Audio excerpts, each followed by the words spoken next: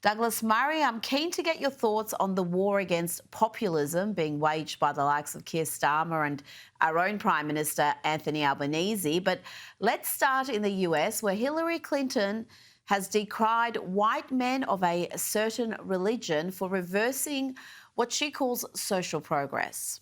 The idea that you could turn the clock back and try to recreate a world that never was, dominated by, let's say it, white men of a certain persuasion, a certain religion, a certain point of view, a certain ideology, it's just doing such damage to what we should be aiming for. And we were on the path toward that. There you go, Douglas. White Christian men holding back social progress.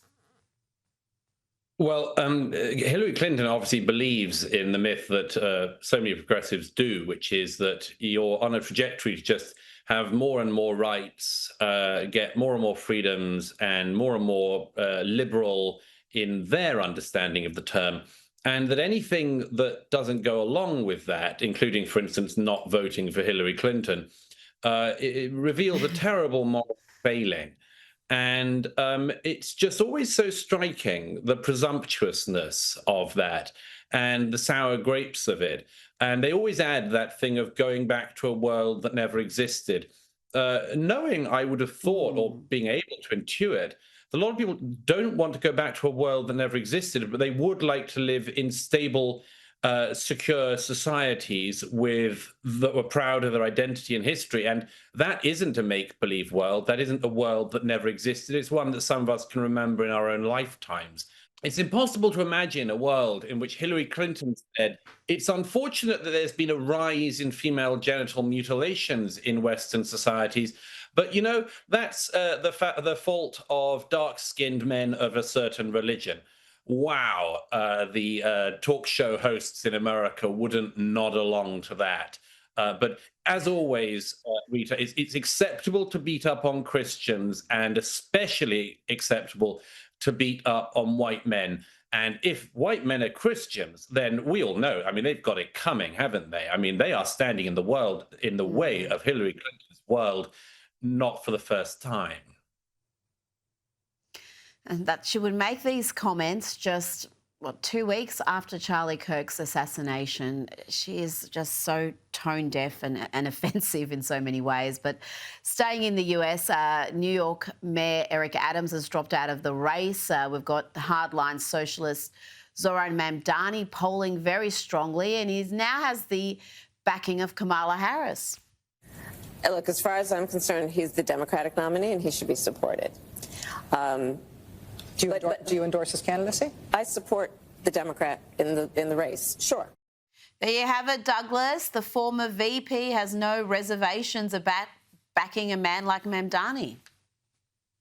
Yeah, this is the great test for the Democratic Party, is whether or not they actually go with a Democratic socialist and somebody who has not just the terrible track record of views and alliances, but of course zero track record as being able to be a mayor of a city like New York. I don't think he could be mayor of any small, tiny city of a few hundred or village of a few hundred people. I don't know what the Democrats think in putting forward somebody who's so manifestly unsuited for such an important role. I'm sorry to see Mayor Adams fall out of the race, although I think it's probably the right decision. I'm hoping, as most people that don't want Mamdani to get in are hoping, that people will coalesce around one of the other candidates, and that's obviously Mayor Adams' hope. I think he's done the dignified and right thing. He was a good mayor, and he's a good man, and I'm not sure that can be said of the person who is currently polling well to be his successor. Now, switching to the UK, Keir Starmer continues to champion digital ID. He says it will be compulsory and it's the only way to tackle illegal immigration. We need to be really clear. You must have ID, mandatory digital ID, in order to work, because we have to stop illegal working. Douglas, more than 2.5 million people have already signed a petition against Starmer's digital ID. What are your thoughts on the merits of this policy? Well, this is a reheated policy from the Blair era. It's another reminder that Starmer doesn't have any real policies of his own. But presumably Tony Blair or somebody from Blair's circle has said, why not give this another go? It was fantastically unpopular 20 years ago, but perhaps people will be with it now. I'm not one of those libertarians who objects to the idea of ID because I think that government's going to come and snoop and all that sort of thing. I object to it, particularly rolled out on these grounds, because you don't need digital ID to prove your right or otherwise to be in the UK. And it does absolutely nothing that I can see serious to crack down on illegal migration. I mean, for instance, if you wanted to crack down on illegal migration, you don't have to get everyone in the United Kingdom to sign up to digital ID. You could, send boats out into the channel to stop illegal migrant gangs sending illegals into the UK. You could stop the UK border force acting as the helpmates of the smuggling gangs by going out and, halfway through the channel, maybe a bit more. If the boat doesn't have to have any troubles for the UK Coast Guard and the Royal Navy and others to pick up the illegal migrants, say thank you very much to the smugglers, and bring the illegal migrants to the UK. None of that gets stopped by making every British person get digital ID. It's a classic case of an inept government that doesn't have many ideas, rehashing and reheating an old idea. And I can say with absolute certainty, it is a distraction. It does nothing to deal with illegal migration. And by the way, if they're worried about illegal workers, they could just send the police or anyone else to all of the migrant hotels and vast swathes of the UK, go to the Deliveroo companies and the Uber Eats companies and all the others, and just ask if everyone's got any ID at all, digital or otherwise, who's doing deliveries for those people. They're very easy to do, but they would never do that, of course. Much easier to put the whole country through this once again. Now, Keir Starmer and his ideological bedfellow, Australian Prime Minister Anthony Albanese, have been railing against populism as represented by parties like Reform. Have a listen. Well, I don't want to see the rise of populist organisations such as that. I met with the mainstream opposition party here, and I'm involved in parties of governance have to come up with solutions, not seek to divide people. Oh, gosh, he's so inspiring, isn't he? It puts you to sleep. Douglas, these leaders say they are defending democracy itself. Is populism a threat to democracy? In my observation, in recent years, the word populism is always used as a synonym, effectively, for parties that are popular. That's it. And so-called populism, which is almost never defined by these very second-rate dolts we have running our countries in Australia and the UK. They always rail against populism. And I think really the problem is they have a deep problem with anyone who is popular. And that's because they're not.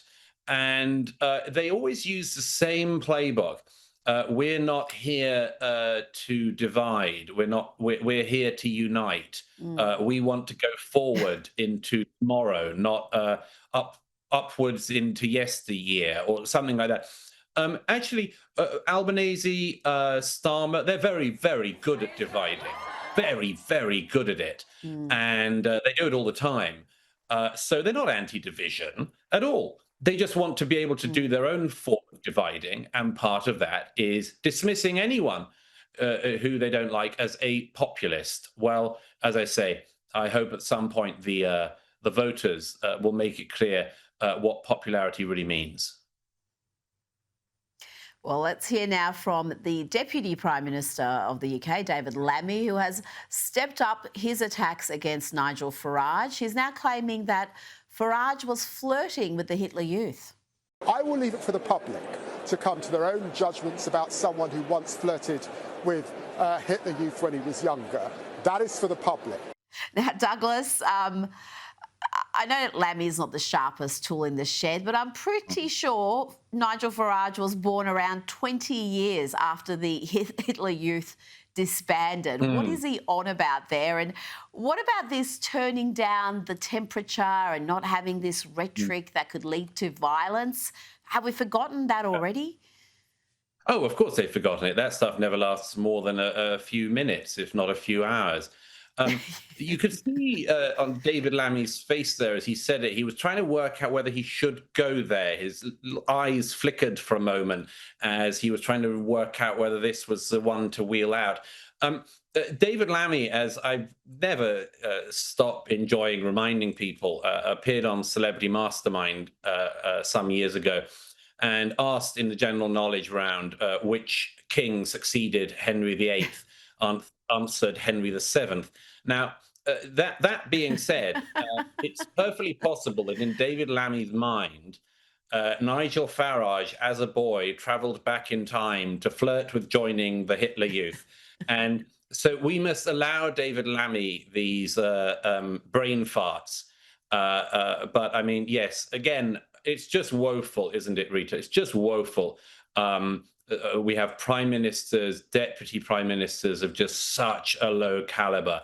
And they really do think that if they call mainstream politicians who they're trying to beat at the ballot box and in the polls, if they call them Hitler, flirting with Hitler Youth, fascist, Nazi, everything else, populist, if they do all of that, then they can win the argument. It's absolutely woeful. And they would hate that if it was done to them.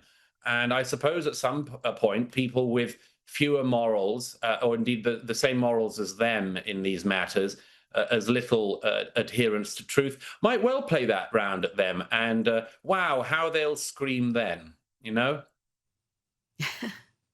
Absolutely. Now, before you go, I don't know if you caught this story. The NHS, the National Health Service, has come under fire for claiming that first cousin marriage is linked to stronger extended family support systems and economic advantages. There you go, Douglas. Never mind the moral issue or the very serious birth defects of children born from these unions. Apparently, there's all sorts of economic advantages. Yeah, I mean, the idea that the National Health Service, which is, by the way, as you know, one of the largest employers in the world, somewhere around the same figures as the Chinese Communist Party's army, the idea that the National Health Service, which is so woeful at providing actual health care to the British public, would think to be stepping into the realm of giving advice on the economics of certain marital unions. Actually, they should stick with the health stuff, which they just don't do very well. The NHS, if it was being honest, would admit to the fact that the children of cousin marriages are more than twice as likely as other children to suffer severe birth defects.